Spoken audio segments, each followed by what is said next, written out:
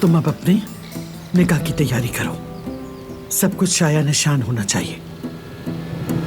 आखिरकार आबे खानदान का मामला है। आप ठीक कह रही हैं अम्मी।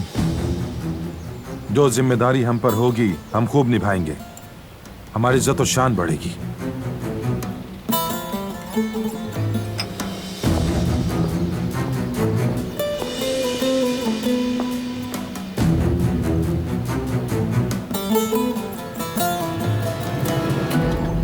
Good evening.